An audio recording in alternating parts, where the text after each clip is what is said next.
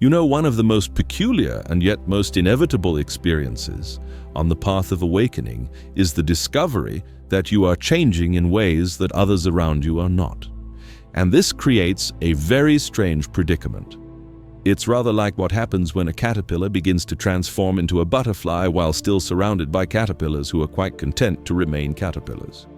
Now, I want to talk about this because it's something that almost everyone who begins to wake up will encounter. And it can be one of the most isolating, confusing, and yes, dangerous experiences you'll face. Not dangerous in the sense that you'll come to physical harm necessarily, though that has happened throughout history. But dangerous in the sense that you may lose everything that once gave you a sense of belonging, identity, and security. Let me begin by saying that growth is not comfortable. It never has been, and it never will be. When a lobster outgrows its shell, it must shed that shell and expose itself, soft and vulnerable, until a new shell forms. During that time, it is in grave danger. Every predator in the ocean would love to make a meal of a soft-shelled lobster. But if the lobster refuses to shed its shell, if it clings to the safety of what it knows, it cannot grow. It will remain stunted, confined, unable to realize its full potential. Human beings are much the same way. We outgrow our shells, our beliefs, our relationships, our ways of understanding the world, and when we do, we become vulnerable. We lose the protection of the crowd, the comfort of conformity, the security of being like everyone else. And this vulnerability, this exposure, is what I mean by danger. Now, what does it mean to outgrow those around you? It doesn't mean that you've become superior, or that you're better than they are. This is a trap that many people fall into, and it's a sign that they haven't really grown at all. They've simply traded one form of ego inflation for another. No, outgrowing others means that you've begun to see things that they don't see yet, that you've asked questions they haven't asked, that you've stepped out of the agreed-upon framework of reality while they remain comfortably within it. Perhaps you've begun to question the values that everyone takes for granted. The pursuit of wealth, status, security, the accumulation of possessions, the endless distractions and entertainments that fill up our lives.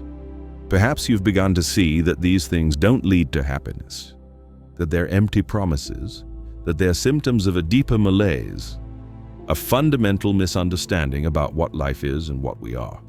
Or perhaps you've had experiences through meditation, through contemplation, through crisis, through psychedelics, through some spontaneous opening that have shown you that reality is far more mysterious, far more fluid, far more consciousness dependent than the solid, objective, external world that everyone believes in.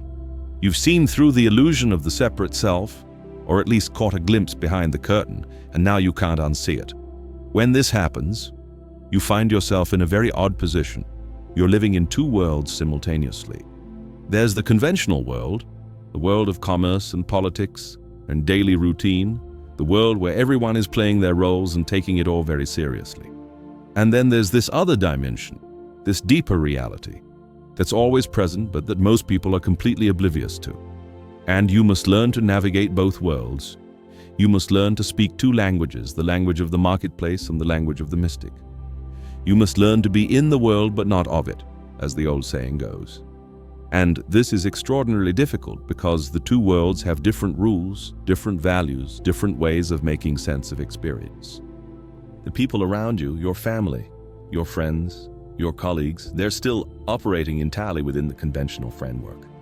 They're concerned with their careers, their mortgages, their social standing, their plans for the future. And these concerns, which once seemed so important to you, now seem rather trivial, rather beside the point. Not because you've become callous or indifferent, but because you've seen that there are deeper questions, more fundamental issues at stake. But you can't simply tell them this. You can't sit down with your family at dinner and say, I've realized that the self is an illusion and that we're all manifestations of one universal consciousness. They'll look at you as if you've lost your mind. And in a sense, you've lost the conventional mind, the socially conditioned mind, and you haven't yet fully articulated what you found in its place. So you remain silent, or you speak in hints and suggestions, or you try to find people who understand what you're going through. And this is where the isolation begins. Because the people you've known all your life, the people you love and care about, increasingly seem to be living in a different reality than you are. You're speaking different languages, pursuing different goals, seeing the world through entirely different lenses. And they sense this, even if they can't articulate it. They sense that you're no longer quite one of them, that you've changed in some fundamental way, that you're not playing the game with the same enthusiasm you once had. And this makes them uncomfortable. It threatens them. Because if you can step outside the agreed-upon framework, then maybe the framework isn't as solid as they thought. Maybe their own lives are built on sand. They may respond in various ways. Some will try to pull you back, to normalize you, to get you to be the way you used to be. You've changed, they'll say, and it won't be a compliment. They'll accuse you of becoming strange, impractical, irresponsible, self-absorbed. They'll remind you of your duties, your obligations, your place in the social order. They'll do everything they can to squeeze you back into the box you've outgrown. Others will simply distance themselves from you. They'll find you boring or preachy or incomprehensible. The conversations that once flowed easily now feel forced and superficial. You have less and less in common. The friendship or relationship gradually withers. Not through any dramatic break, but through a slow, sad drifting apart. Still others may become hostile. This is particularly true if you've outgrown a religious or ideological framework, but they're still invested in. If you were raised in a particular faith and you've moved beyond it, if you've questioned the dogmas and found them wanting, your very existence becomes a threat to those who still believe. You're a heretic, an apostate, a lost soul who must be saved or shunned. This is the danger I'm speaking of. Not that you'll be physically harmed necessarily, though that can happen, but that you'll lose your community, your tribe, your sense of belonging to something larger than yourself. Human beings are social creatures. We need connection. We need to feel that we're part of a group, that we're understood and accepted. And when you outgrow those around you, you risk losing all of that. Now, you might say, well, why not just keep quiet about it? Why not simply maintain the facade, play along, keep your insights to yourself? And many people do exactly this. They live double lives. They maintain the conventional appearance while privately knowing that it's all a game, all a performance. And there's a certain wisdom in this approach. As I said earlier, you don't shake someone awake from a pleasant dream unless the house is on fire. But there are problems with this strategy as well. First, it's exhausting. Living a double life, constantly monitoring what you say, editing your thoughts, pretending to care about things that no longer matter to you, this takes a tremendous toll. You become alienated from yourself, split, fragmented. The very integration and wholeness you've been seeking through your spiritual growth becomes impossible because you're constantly betraying your own truth. Second, it's inauthentic. And authenticity, being true to what you've discovered, is essential to the spiritual path. If you've seen something true, something real, and you hide it, deny it, refuse to live by it, then what was the point of seeing it in the first place? You become like someone who's discovered a treasure but is too afraid to spend it, so they bury it in the ground and continue to live in poverty. Third, and perhaps most importantly, your very presence. Even if you say nothing, communicates something. People pick up on energy, on vibration, on the unspoken. If you've genuinely transformed, if you've genuinely outgrown the conventional framework, it will show in 1,000 subtle ways in the quality of your attention, in your responses to crisis and difficulty, in what you laugh at, in what you take seriously, in the way you move through the world. So you're faced with a dilemma. You can't go back, you can't unsee what you've seen, unknow what you've known, but you can't fully go forward either. At least not without consequences, without losses, without a period of profound loneliness and disorientation. This is what the mystics have always called the dark night of the soul. It's the passage between the old life and the new, the death of the caterpillar before the emergence of the butterfly. And it's dark precisely because you've left behind the familiar landmarks, the comfortable certainties, but you haven't yet arrived at the new dispensation. You're in between, in limbo, in the wilderness. During this time, You may feel utterly alone. You may wonder if you've made a terrible mistake, if you've thrown away everything valuable for some nebulous spiritual fantasy. You may long for the days when life was simpler, when you fit in, when you didn't question everything, when you could just go along with the program like everyone else. But here's what you must understand. This loneliness, this sense of isolation, is not a sign that you've gone wrong. It's a sign that you're going right. It's an inevitable stage in the process of transformation. Every hero in every myth must leave the village, must venture into the unknown, must face dragons and demons alone before they can return with the treasure. The treasure, in this case, is your authentic self, your true nature, freed from the conditioning and programming of society. But you cannot claim this treasure while still clinging to the approval and acceptance of those who represent that very conditioning. You must be willing to stand alone, to be misunderstood, to be criticized, to be rejected. Now, I want to be very clear about something. This doesn't mean you should go out of your way to alienate people, or that you should be arrogant or superior, or that you should reject everyone who doesn't share your level of understanding. That would be spiritual egoism, and it's just another trap, another form of separation. What it means is that you accept the consequences of your growth with grace and compassion. You understand that people are where they are, and they're doing the best they can with the level of consciousness they have. You don't judge them or look down on them.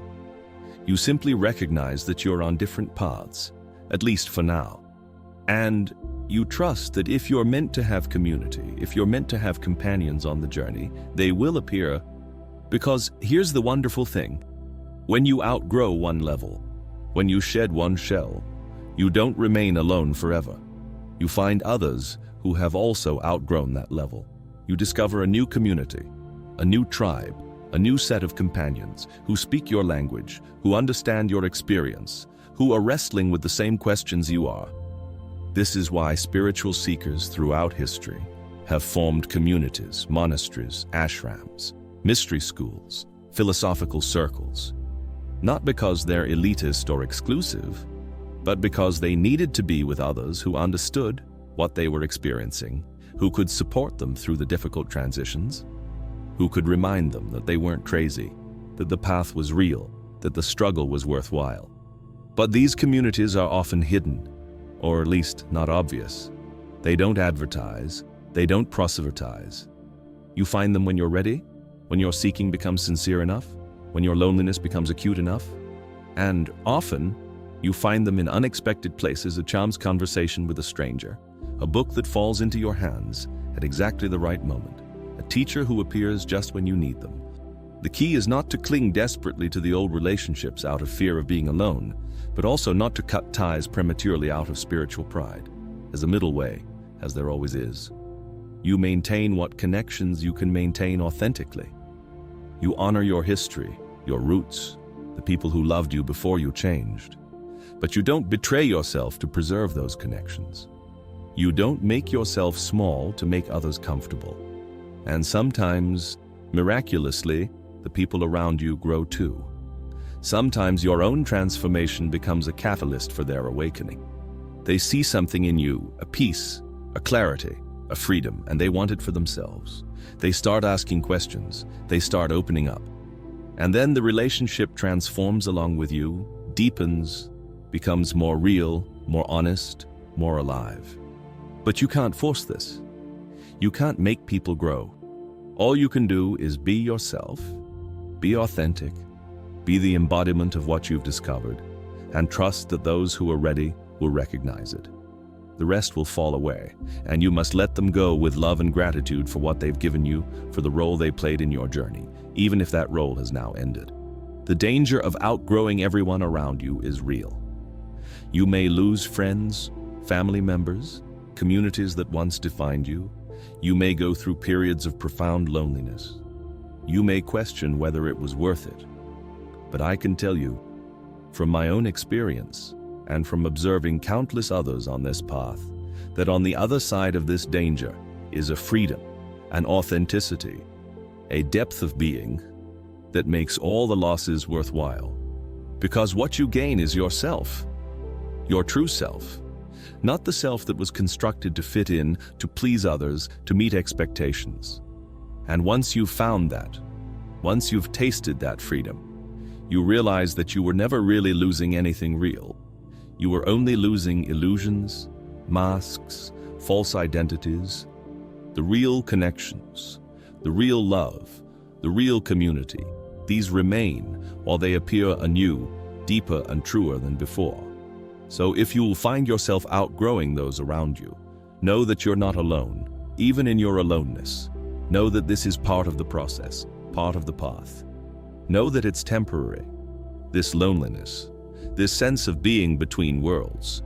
And know that the courage it takes to keep growing, to keep being true to what you've seen, even when it costs you everything familiar, this courage is the mark of a genuine spiritual warrior, a true seeker of truth.